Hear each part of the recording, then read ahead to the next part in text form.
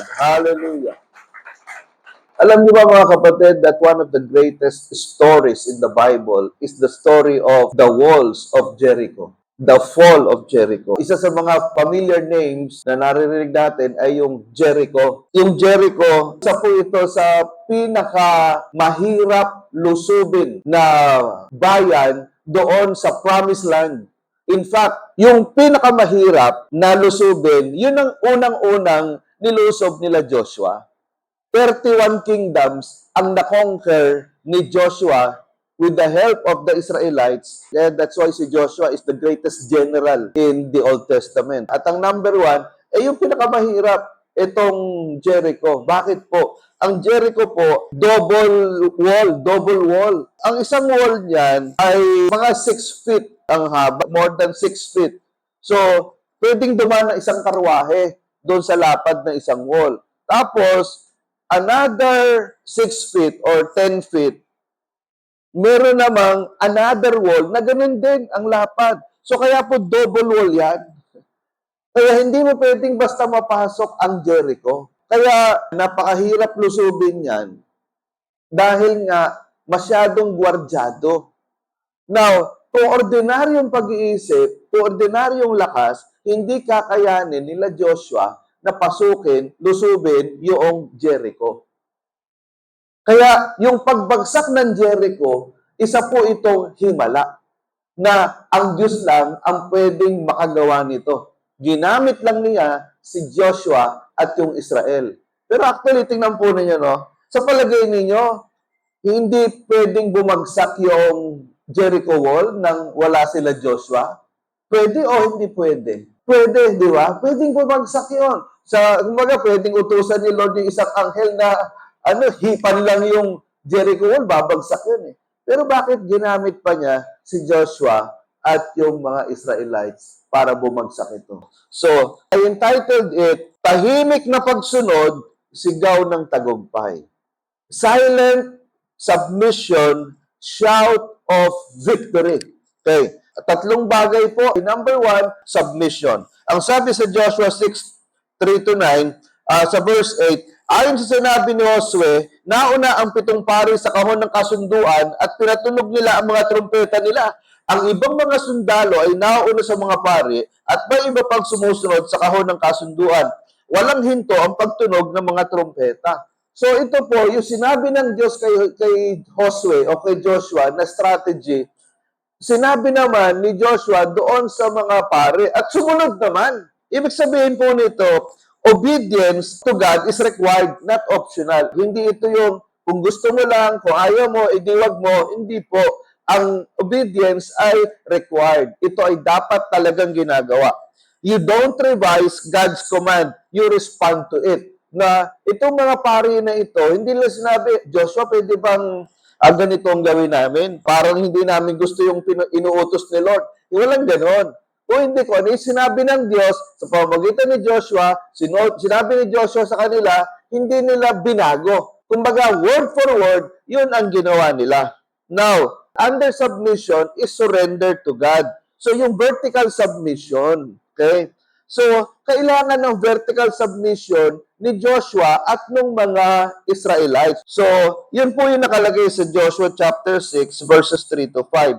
They yielded to God's unusual instructions. Ang sabi ng Diyos kay Joshua, okay, sabihin mo Joshua, doon sa mga sa Israel, yung 7 pare, meron silang trumpeta, mauuna sila. Ngayon, sa loob ng 6 na araw, iikot kayo ng 7 beses. Ay, 7 beses. Can you imagine that? Ngayon, sa ika-7 araw, iikot kayo 1 beses na lang. Pagkatapos noon, sisigaw kayo. Tapos babagsak yung walls of Jericho. Pero eto maganda dito, walang nagreklamo sa kanila. Sumunod sila. So, no argument, no adjustment, just alignment. Even when it didn't make sense, they moved in obedience. Parang iniisip nila, ano ba naman yun? Iikot 7 beses sa 6 na araw, tapos sa ika-7 araw, 1 beses iikot, tapos sabay-sabay sisigaw, tapos babagsak yung Jericho wall. Makakatawa naman. Pero di ba, susunod na rin ako. So, faith follows, Even when it seems unusual, even comical. Ibig sabihin, yung pananampalataya, sumusunod yan, kahit na minsan, hindi ka agree dun sa pinapagawa ni Lord sa iyo. Minsan na parang nakakatawa pa, kagaya nito. So in application, many times in faith, hindi mo kailangang maintindihan lahat. Kailangan mo lang sumunod agad.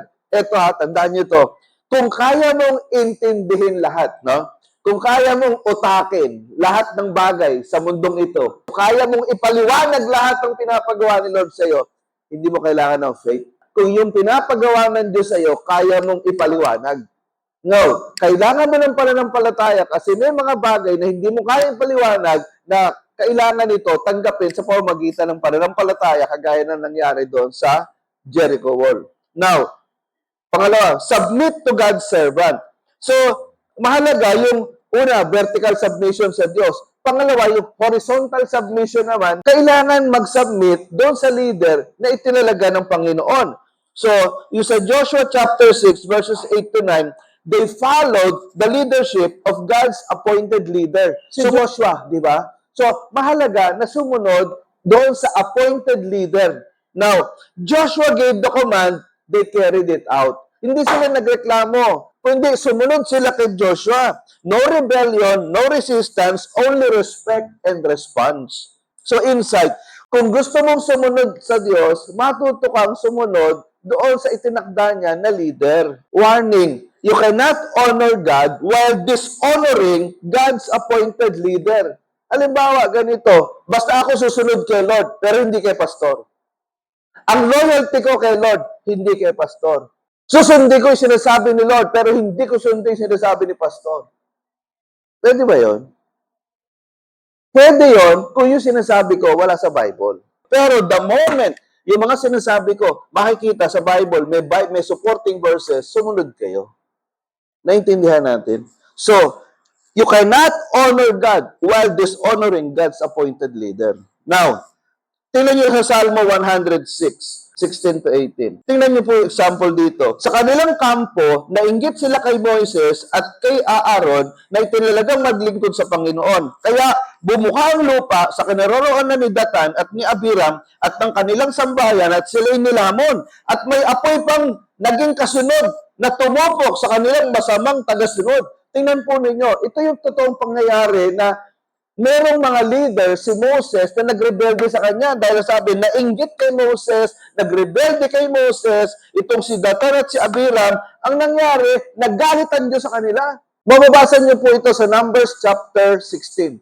Naggalitan Diyos sa kanila dahil bakit nila nilalait si Moses na itinakda ng Diyos na leader? So ginawa ng Panginoon, bumuka yung lupa sa gitna at nilamon yung mga rebelde. Hindi lang yun. Nagpadala ng apoy ang Diyos doon sa mga sumunod dito sa mga rebelding ito na nilamon ng lupa. Ilan yun? More than 14,000 yung pinatay ng Diyos dahil lumaban sila kay Moses. Kaya hindi po kalooban ng Diyos yan kapag halimbawa yung lumalaban tayo sa mga leaders natin, lalo na sa pastor o kaya sa mga magulang ninyo o kaya sa mga manager, sa mga boss. Hindi kalooban ng Diyos yan kung alam naman natin na nasa tama at nilalabanan pa rin natin. Now, keep in step with God's system or corporate submission. Ibig sabihin, hindi lang individual submission but corporate yung kabuuan ng pagsunod. So, the people move together in unity and in order. Priests, soldiers, people, lahat sila nagmarcha. Left, right, left, right, left, right. Pag sinabi ni Joshua, left, right, left, right. Pag sinabing left, hindi ka right. Sinabi ni Joshua, okay, kaliwa kanan, kaliwa kanan, kaliwa kanan. Lahat sumusunod. Naintindihan po natin. So, kaya sila nagtagumpay. All were synchronized. Ang sabi sa Joshua 6, verse 14, on the second day, they again marched the town once and returned to the camp. They followed this pattern for 6 days. So, for 6 days, ganun yung ginagawa nila. So, breakthrough came when everyone was in step. Ibig sabihin, lahat ay sama-sama, lahat united, kaya sila nanalo, kaya nila napabagsak yung Jericho walls. So, in application, nasa 60-day harvest tayo. So, lahat ng baptized members, Sixth-day Harvest, all baptized members must keep in step, align themselves with the 60-day harvest. Sama-sama tayo dito. Gusto nating lumago ang simbahan, gusto nating tumibay ang church, gusto nating marami tayong madala sa Panginoon, makiisa tayo. Hindi yung, bahala kayo dyan. Mag 60-day harvest kayo, basta ako, a-attend ako kung gusto ko. Huwag niyo akong pilitin. Hindi tama yun. Kasalanan sa Diyos yan. Now, hindi lang personal obedience, kailangan corporate alignment. Ibig sabihin, hindi yung, basta ako susunod ako kay Lord, pero kayo, bahala kayo dyan. Hindi sinabi ni Joshua, yung mga ayaw sumama sa pag-ikot, bahala kayo dyan, mag-pray na lang kayo dyan, mag-devotion kayo dyan, mag-fasting kayo dyan, kung ayaw nyo sumama sa pag-ikot. Walang ganon. Sinabi ni Joshua, lahat iikot, mula sa pinakabata hanggang sa pinakamatanda. Walang magde-devotion doon. Naintindihan niyo ba? So, that's why, hindi lang personal obedience, kailangan corporate alignment. Ang personal devotion ay hindi substitute sa silent rebellion. Kasi ba, sinabi nung mga 10 dyan, sabihin ni nung mga Israelites, kaming 10, ayaw namin umikot. Magdi-devotion kami dito. So, ano sa palagay nyo? Tama ba yon? Hindi. Kasi yung personal devotion is not a substitute to silent rebellion.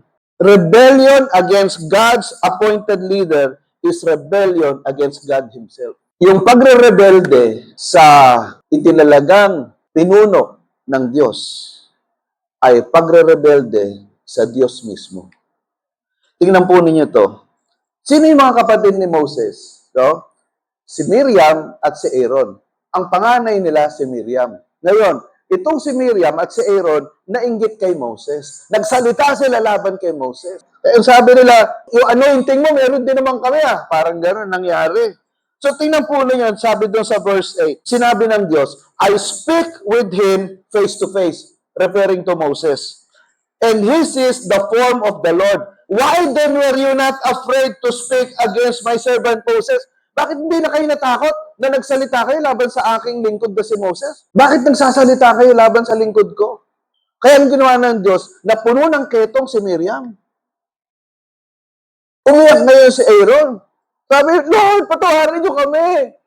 Galit na galit ang Diyos dito sa magkapatid na to. Kasi they rebelled against Moses. Kaya hindi po tama yung nagre-rebelde sa itinalagang leader ng Panginoon. Now, there are 3 yeses. Una, yes to God's will daily. Yes, Lord, susunod ako sa kalooban mo. Araw-araw yan. Pangalawa, yes to His word without delay. Kung ano yung inuutos ni Lord, yes. Hindi yung bukas na Lord, next week na Lord. Pag sinabing Lord, ngayon. Pangatlo, yes to God's appointed leadership. Lord, susunod ako sa leader na tinalaga mo. Kahit hindi ko gusto yung sinasabi niya, susunod ako. Basta ang mahalaga, yung sinasabi niya, makikita ko sa Bible at hindi lumalaban sa Biblia, susunod ako kahit na medyo mabigat yung dibdib ko. I will obey. May mga ganun, di ba? Okay. Now, pangalawa is the strategy. Ano yung strategy? Silence. Trusting God sometimes means staying quiet. So, imagine, walang magsasalita. Ang sabi ni Joshua, sabi ng Lord kay Joshua, iikot kayo ng 7 beses, pero walang magsasalita. 6 days, walang kikibo, walang magsasalita, walang bubulong. 6 days of marching with complete silence. Ito ibig sabihin nun. God wanted to protect the whole of Israel from bad mouth coming from rebels and complainers. God didn't want the poison of lies and deception to spread throughout Israel so that they would rebel against Joshua, which would destroy the entire nation. Kaya Tagalogin natin. Kasi, yung pinipigilan ng Diyos na yung bad-mouthing, yung mga masamang pananalita na manggagaling doon sa mga rebelde at mga complainers. Kasi may mga complainers talaga yan Hindi maiiwasan yan, di ba? Na kahit gaano kaganda yung sistema, talagang may mga magre-reklamo So, tinay si Moses, di ba? Ang daming mga pagkakataon na nagre-reklamo yung mga Israelite kay Moses. Talagang punong-puno na si Moses talaga. Kahit nga ang Diyos parang punong-puno na rin. Sabi ng Diyos kay Moses, bayaan mo ko Moses, lilipulin ko na to. Hindi ko na kaya to. parang sinasabi ng Diyos, pero sabi ni Moses, Lord, wag naman, maawa ka naman. Kasi nga, kapag kami mga bad-mouthers, kapag kami mga rebels and complainers, masisira yung unity. Tama ba? Hindi lahat iikot kasi maaring 20%, ay oo nga, ba't nga ba tayo iikot dyan? Parang, ano ba tayo? Parang may mga topak ba tayo? Iikot tayo dyan. Dito na lang tayo, mag-devotion na lang tayo dito. Huwag tayo sumunod kay Joshua, kalukuhan yan. Kaya sabi ng Diyos, walang magsasalita. Itikon niyo yung mga bibig niyo. Para yung mga rebelde at mga complainers, hindi kumalat yung kanilang mga masamang pag-iisip. Kasi yun ang sisira sa Israel. Hindi sila mananalo.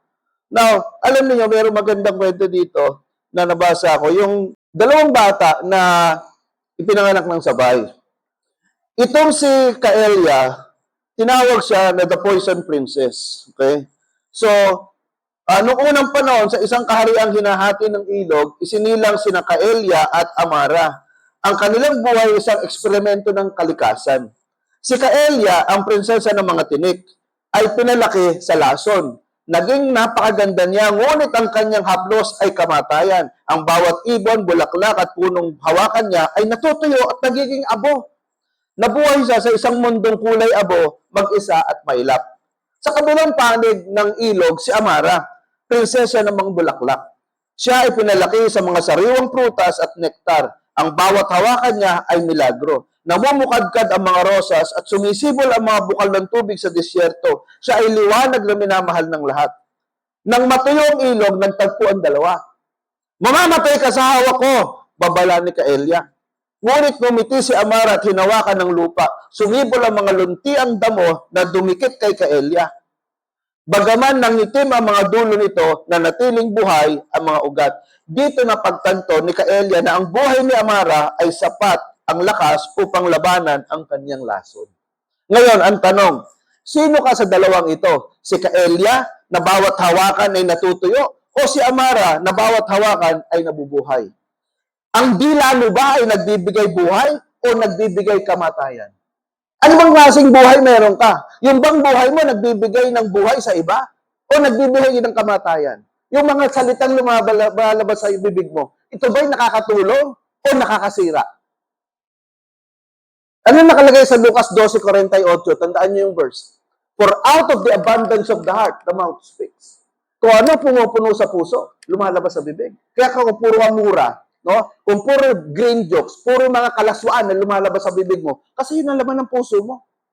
Kung puro panirampuri, puro panlalait, puro mga kasamaan at mga kasiraan ang lumalabas sa bibig mo, yung kasi ang laman ng puso mo. Pero kapag lumalabas sa bibig mo, puro magaganda, puro nakakatulong, nakakapagpatibay ng pananampalataya, hindi nakakapagpahina, kasi yun ang laman ng puso mo. Naintindihan natin? Yung mga hinahawakan mo ba, nabibigay buhay? O yung hinahawakan mo, namamatay? Yung mga tao nakapaligid sa'yo, lumalakas ba ang faith o humihina? Naintindihan niyo ba? So, eto pa. Noong ika-pitong araw, sabi, sisigaw na tayo. So, after silent obedience comes a victorious voice. Okay? Sa ika-pitong araw, ang ika-seventh day, sisigaw na. Kaya sumigaw na sila. At bumagsak yung Jericho wall. Now, ano ibig sabihin yan? After silent obedience comes a victorious voice. Proclaim God's promise boldly. Isigaw mo, Lord, alam ko, ito yung pangako mo sa akin. Pinangahawakan ko yung pangako mo. Pangalawa, praise before you see the results. Salamat, Panginoon, magaling na ako. Salamat, Panginoon, dahil alam ko, magbabago yung asawa ko. Salamat, Panginoon, dahil alam ko, pagpapalain mo yung trabaho ko, yung pag-aaral ko. Pangatlo, possess what God has already provided. Inaangkin ko, Panginoon, yung katugunan sa aking mga panalangin. Okay? 3P, proclaim, praise, and possess. Ganun yung ginawa ng mga Israelita sa panahon ni Joshua. It was a worship shout of war against the evil forces of darkness symbolized by Jericho. Hindi ko alam kung ano yung sinigaw nila, pero yung pagsigaw nila, sabay-sabay, noong ika-pitong araw, bumagsak ang walls of Jericho. Pangatlo, sovereignty. Pag sinabing sovereignty, yung nakapangyayaring kapangyarihan ng Diyos, walang pwedeng pumigil. Now, sovereignty in victory. Ang sabi ni Lord sa Joshua chapter 6 verse 2, I have given Jericho into your hand. So, tingnan nyo, ang ganda, no? Bago pa lang sila lumakad, bago pa umikot, sinabi na ng Lord, ibinigay ko na ang Jericho sa iyong mga kamay. Wow, sarap, no? Na sinasabi ni Lord, yung tagumpay, binigay ko na. All you have to do is to take it. Naintindihan niyo ha? Parang sa panahon natin ngayon, sinasabi ni Lord, anak, magtatagumpay ka. Binigay ko na yung tagumpay sa'yo. You will be prosperous and successful. You will become a leader in this church. Yung makakatapos ka ng pag-aaral mo, susweldo ka ng 50,000 a month. Oh, magkakaasawa ka, magkakaroon ka ng magandang pamilya. You just have to take it. You have to possess it. Naintindihan niyo ba? Pinangako na ng Diyos yan. Tanggapin mo na. So, victory is declared before it is displayed. God is in control of the battle. Ang Diyos ang may control eh. Naintindihan niyo ba? Pangalawa, God alone brings the breakthrough. Ang Diyos ang nagbibigay ng tagumpay. Amen? Sa Diyos nagmumula ang tagumpay. Amen? Amen. Palakpakan nga natin ang Panginoon. Okay, sa verse 20, bumagsak yung walls of Jericho. Walls fall not by force, but by faith. Kaya bumagsak yung walls of Jericho, hindi dahil sa sigaw nila. Bumagsak ang Jericho, hindi dahil sila sumigaw. Bumagsak yung Jericho dahil malakas yung faith nila. Ginamit lang ni Lord yung sigaw. Kasi kung wala silang faith, kahit magsisigaw sila, na pati dangdited nila, kung wala silang faith, hindi babagsak yung walls of Jericho. Naintindihan ba natin? Ano ba yung Jericho? Jericho walls represent the sins and demonic strongholds in our life that hinder us in reaching God's destiny. Ito yung mga kasalanan at yung mga nilalagay ng demonyo sa buhay natin para hindi natin ma-reach yung destiny ng Diyos. Para sinasabi ni Lord, anak, itong plano ko sa iyo. Anak, this is my destiny for you. Anak, this is your destiny. Ito, napakaganda ng pangako ko sa iyo. Kaya lang, ang gagawin ng demonyo, hadlangan yan. Lalagyan ka ng mga kasalanan, yung mga temptation, and then mga strongholds, mga bagay na nakapigil sa iyo, mga bisyo. Yan ang pumipigil sa iyo in order to reach the destiny that God has for you. Yun ang Jericho walls mo. Naintindihan natin? Ang Jericho wall, yung mga kasalanan, at yung mga masamang bisyo, yung mga masamang pag-uugali, yan ang Jericho wall. Okay? Ang tanong, ano yung Jericho wall sa buhay mo? Now, sovereignty in salvation. God saves those who trust in Him. Tingnan niyo sa verse 17. Di ba? At sabi ni Joshua, okay, lulusob na tayo ha, lulusob na tayo. Pagbagsak ng Jericho wall, lulusob na tayo, papatayin natin lahat ng mga kaaway, mga kalaban ng Diyos. Kasi mga kalaban ng Diyos yan eh. Yung Jericho wall doon, yun ang pinakanuknukan ng kasamaan. Mag-isip kayo ng lugar dito sa mundo na nuknukan ng kasamaan. Yun ang Jericho. Kaya nga, pinapatay ng Diyos lahat ng mga tao doon kasi sobrang sama nila. Naintindihan niyo ba? Nag-human sacrifice sila eh. Kinakain nila yung mga bata, mga talagang mga sumasamba sila sa mga demonyo. Kaya pinapatay ng Diyos itong mga nasa Jericho. Ngayon, ang sabi ni Joshua, okay, lahat papatayin nyo maliban kay Rahab. Kasi si Rahab, siya yung nagtago doon sa dalawang spies, no? Dalawang spies na pumasok doon sa Jericho para malaman kung ano yung nasa loob ng Jericho. Ngayon, nung natulugan ng mga sundalo sa Jericho na meron dalawang espiya, hinabol nila, nagtago sa bahay ni Rahab. Pero itinago ni Rahab. Si Rahab isang prostitute. Kaya ngayon, sabi ni Joshua, okay, pagpasok natin dyan, lahat papatayin maliban sa pamilya ni Rahab. Dahil si Rahab, itinago niya yung mga espiya. Kaya niligtas ng Diyos si Rahab at yung kanyang buong pamilya. Naintindihan natin. Okay. So, ibig sabihin, only Rahab the prostitute, prostitute and the others in her house will be spared for she protected our spies. So, ano yung nakalagay sa gawa di sa 31? Okay, pakinggan niyo lahat ha. Isa to sa pinakamagandang verse sa Bible. Basahin nga natin. Sumagot sila, sumampalataya ka sa Panginoong Hesus at maliligtas ka at iyong pamilya. Tingnan ninyo. Sumampalataya ka sa Panginoon, hindi lang ikaw maliligtas. Ikaw at ang iyong buong sambahayan. Pastor, kung hindi mo kilala yung asawa ko, yung asawa ko kumpare ni Satanas. Nako. Yung mga anak ko, parang mga apo ni Satanas, yung mga anak ko. Walang pusong bato na hindi kayang durugin ng Diyos. Walang pusong bakal na hindi kayang tunawin ng Diyos. Amen? Tingnan mo nga yung sarili mo. Ikaw nga, pusong bato ka eh. Pero dinurog ni Lord yung puso mo, di ba? Pusong bakal ka nga eh. Pero tinunaw ni Lord yung puso mo eh. Kaya ka nga nandito eh. Tama ba? Kung ikaw, binago ng Diyos eh. So mga kapatid, no, tandaan ninyo, angkinin mo yan. Lord, bago matapos ang taong ito, buong pamilya ko, naglilingkod sa iyo. Amen? Praise God. So, the key to victory to collapse Jericho walls. Ano yung tatlong S? Submission, strategy, sovereignty. Again, submission, strategy, sovereignty. Meron akong nabasa that there are 7 people you should avoid. Actually, 10 ito, pero 7 lang kinuha ko. There are 7 people you should avoid to bring down your Jericho walls. Kasi pag itong 7 ito, hindi mo iningatan yung sarili mo, hindi mo mapapabagsak yung Jericho wall sa buhay mo.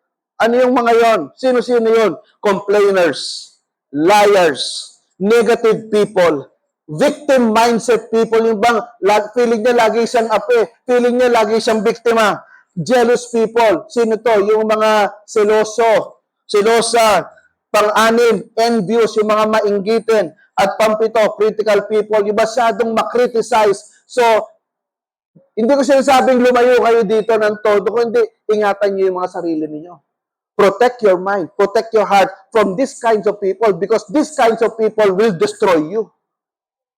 Naintindihan niyo ba? So, mag-ingat kayo. Kung yung katabi mo, yung lagi mong kausap, no? O, hindi naman literally yung katabi mo. Kung yung lagi mong kasama, complainers, liars, negative people, victim mindset people, jealous people, envious people, critical people, patay ka. Ano sabi sa 1 Corinthians chapter 15 verse 33? Ang sabi doon, do not be deceived because bad company corrupts good character. Ang masamang kasama nakakasira ng mabuting pagkatao. 1 Corinthians chapter 15 verse 33. Tandaan niyo yung verse. Now, in life application, obey godly leadership. Silent rebellion is an insult to God. Okay? Obey godly leadership. Pangalawa, discern the right timing. Isabihin, alamin mo, kailan ka ba magsasalita? Kailan mo ititikom yung bibig mo? The time to be silent, a time to shout. Pangatlo, guard your tongue for God's glory. Are you using your tongue for life or for death? Ano yung nakalagay sa Santiago 3:6 hanggang 10? Basahin ko na lang ha. Ang sabi dito, ang dila ay tulad ng apoy. Napakaraming kasamaan ang nagmumula sa ating dila at ito ay nagpaparumi sa buong pagkatao natin. Katulad ito ng apoy na nanggagaling sa impyerno at sumisira sa buong buhay natin. Lahat na uri ng hayop na lumalakad, lumilipad at gumagapang o nakatira sa tubig ay napapaamo ng tao. Pero walang tao nakagagawa nito sa dila. Wala itong tigil sa kasamaan at puno ng lasong nakamamatay. Sa pamamagitan ng dila, pinupuri natin ang ating Panginoon at Ama, pero sa pamamagitan din ito ay sinusumpa natin ang ating kapwa na nilikhang kalarawan ng Diyos. Mula sa isang bibig nanggagaling ang pagpupuri at pagsumpa, mga kapatid, hindi dapat ganyan. Yun ang sabi ni Apostol Santiago. Ginagamit nyo yung dila ninyo para sa pagsamba sa Diyos, pero ginagamit nyo rin ito para panlalait sa tao. Ginagamit nyo ito para purihin ang Diyos, pero ginagamit nyo rin ito para sirain ang isang tao. Ang sabi ng Apostol Santiago, hindi tama yan. Kaya sabi ng Apostol Santiago sa Santiago Kapitulo 3, yung mga dila ninyo, ingatan ninyo. Dahil kung hindi nyo iingatan yan, yan ay magiging dila ng impyerno. So, Again, the fourth application, victory through obedience. Trust and obey God's will. There is victory kapag ka ikaw ay sumunod sa Panginoon. So, what God wants you to do now? Ano nais ibagawa sa iyo ng Diyos ngayon? Una, align with God's will for His church. Iayon mo yung kalooban mo, iayon mo yung sarili mo sa kalooban ng Diyos. Stay in step with the Spirit. Pag sinabi ng Holy Spirit, kaliwa, huwag kang kakanan. Pag sinabi ng Holy Spirit, diretso, huwag kang hihinto. Pag sinabi ng Holy Spirit, forward, hindi ka backward. Kung ano sabihin ng Holy Spirit, dapat kasunod ka. Pangalawa, tame and train your tongue. Tigilan mo yung dila mo. At i-train mo yung dila mo para purihin ng Diyos at gamitin ito sa pagtuturo ng tama. Speak to advance God's kingdom. Tandaan natin, pwede natin gamitin ang dila natin bilang paninira o bilang pagpupuri sa Diyos. Yung dila ba natin nakakatulong para itong taong ito tumibay sa pananampalataya? O ginagamit na rin ito para sirain yung pananampalataya ng taong ito at hindi na umattend sa church? Naintindihan niyo ba? Yung dila mo ba ginagamit mo para yung mga tao mapa-attend mo sa church? Or yung mga nasa church, mapaalis at hindi na umattend? Pagka ganyan, nako, delikado ka. God's judgment will run after you. You cannot escape the judgment of God. Dahil ang sabi ng Panginoon, ang sino mang sumira sa aking katawan, ang sino mang sumira sa aking simbahan, sisirain ko din. Believe for your victory. Your Jericho wall will fall. Trust God for the breakthrough. Okay? There is a breakthrough. You will have your breakthrough. You will have your victory if you will obey the will of God. Lahat yung Jericho wall mo, babagsak yan sa pagsunod mo sa Panginoon. Now, in conclusion, the city of Jericho was a symbol of wickedness that was destroyed through the shout of victory. At the cross of Jesus, when He shouted, "It is finished," it was a shout of victory against the power of sin. Nung sumigaw yung mga Israelita at bumagsak yung Jericho walls, yung si Jesus, yung nasa cross, sumigaw siya, "Tapos na! It is finished!" Ibig sabihin, natapos na rin ang kapangyarihan ng kasalanan sa tao. Nang sino mang mananampalataya kay Kristo ay makakalaya sa kapangyarihan ng kasalanan. There is no sin in your life that God's grace cannot destroy. Walang kasalanan sa buhay mo na hindi kayang wasakin ng biyaya ng Diyos. Surrender your life to Him. Isuko mo yung buhay mo sa Panginoon. Patatawarin ka niya, lilinisin ka niya, ibabalik ka niya sa kanyang kawan. He will give you a new life like Rahab. Kung si Rahab, isang prostitute, ginamit ng Panginoon at sa linya ni Rahab, doon lumabas si Jesus Christ. Kaya ka rin gamitin ni Lord. Kayang baguhin ng Diyos ang buhay mo. Manampalataya ka lang sa Panginoon. You shout the shout of victory against your Jericho wall. Let us pray. Salamat po, Panginoon, sa umagang ito. Thank you, God, because we know there is victory in the shout of obedience. Salamat po, Diyos. Alam namin, kayang bumagsak itong mga Jericho walls na to kung kami ay susunod sa kalooban ninyo at magpapagamit kami sa inyo. Gagamitin namin yung aming lakas, gagamitin namin yung aming mga dila para sambahin ka, purihin ka, at para palakasin yung pananampalataya ng mga taong nakapaligid sa amin. Gamitin mo, Lord, ang aming mga katawan, gamitin mo yung aming mga dila para sa ikalalakas ng mga kapatirang nakapaligid sa amin. Salamat po. Ito aming dalangin sa pangalan ni Jesus. Amen. Palakpakan natin ang Panginoon. Praise God. Hallelujah.